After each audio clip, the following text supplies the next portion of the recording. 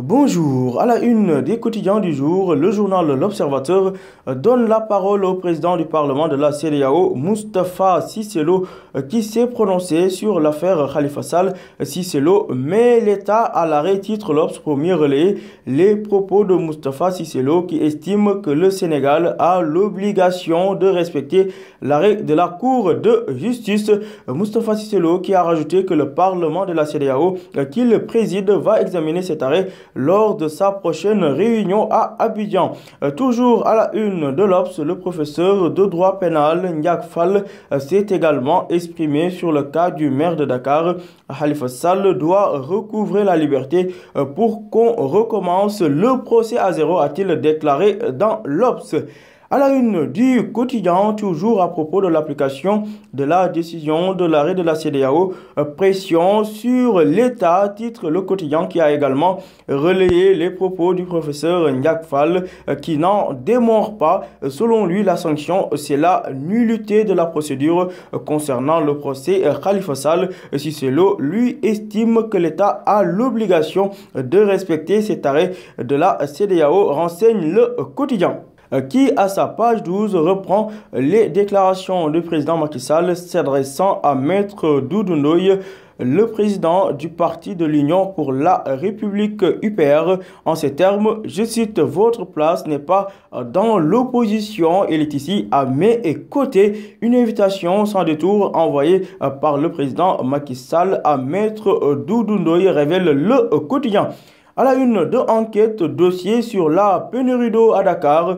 Une si longue soif, peut-on lire, avec une photo d'illustration montrant principalement des femmes armées de bidons et bassines faisant la queue pour s'approvisionner en eau. Selon mes confrères de Enquête, depuis des mois, la pénurie d'eau à Dakar et à Thiès impacte le moral et les finances des citoyens. De son côté, le ministre de l'Hydraulique, Mansour Faye, fait le diagnostic de la situation et livre le détail des programmes mis en œuvre pour régler cette situation. Mansour Faye qui a annoncé la fin de ce calvaire dès le mois de septembre 2018.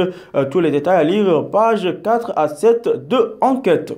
À la page 3 d'Enquête, Macky Sall a déclaré que le financement de Dakar-Bamako est déjà bouclé. Déclaration faite par le chef de l'État depuis Thiès où il était allé ce week-end présenter ses condoléances à Abdoulaye Diaw, dit Baba Diaw. Le chemin de fer Dakar-Bamako est en bonne voie de réhabilitation selon Enquête. D'ailleurs, à la une du journal LAS, le président Macky Sall évoque sa relation avec Baba Diaw Itok, mais aussi le financement pour rénover le chemin de fer Dakar-Bamako, sans oublier Thiès-Bamako, car selon le président Macky Sall, le rail est important dans l'histoire de Thiès, renseigne l'AS. Nous restons à la une de l'AS, notamment à la page 7, où le professeur Issa Sall du PUR a déclaré que le président veut se retrouver face à un ou deux candidats. D'autre part, à la page 6 de l'AS, Maître Oumar Youm semble répondre et dixit que l'opposition reçoit des financements pour déstabiliser le pays. En parlant de déstabilisation, le ministre Mansour Faye soupçonne des mains étrangers qui veulent apprivoiser la CEDEAO et sa cour de justice. Mansour Faye qui évoque un lobby tapis dans l'ombre. Tout cela à lire en détail dans l'AS.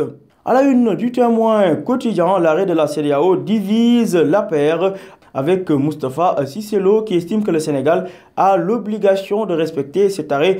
Aïmirou Ning de répondre à Cissé Lo qu'il n'y a pas eu de condamnation, alors que Maître Oumar Youm, lui, se veut clair et estime que cette décision ne peut pas impacter sur la libération de Khalifa Sall. À la page 5 du Témoin quotidien, la pénurie d'essence est évoquée et selon mes confrères du Témoin quotidien, à l'origine de cette pénurie, une double TVA avec la volonté de l'État de frapper de TVA les importateurs d'hydrocarbures, mais aussi leur cession à la pompe, soit deux fois, entraînant donc le refus des importateurs de céder leur stock aux distributeurs à cause du risque de redressement fiscal encouru, précise le Témoin quotidien.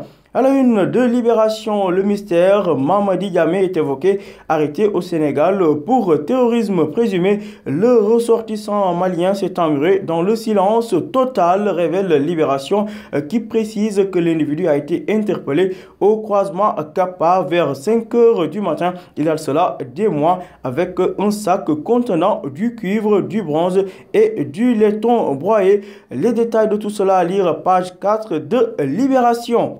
À la page 2 du Témoin quotidien, le CNRA épingle la TFM et Touba TV pour menaces sur la cohésion sociale. En effet, le CNRA a cité 2 émissions de la TFM et de Touba TV au cours desquelles le caractère laïque de la société a été sapé, révèle le quotidien. Drame à Dara Djolof pour empêcher son arrestation. Un boutiquier de 50 ans se tue au couteau devant les gendarmes, nous apprend l'Obs. Terminons avec du sport, avec notamment la Coupe du Monde Russie 2018. Vainqueur 4-2 de la France face à la Croatie. La France décroche sa 2e étoile, renseigne le journal Enquête, alors que Stade, le quotidien du sport, parle d'un franc succès. Deschamps la gagne suite à la victoire de la France 4-2 face à la Croatie. À vos journaux et bonne lecture.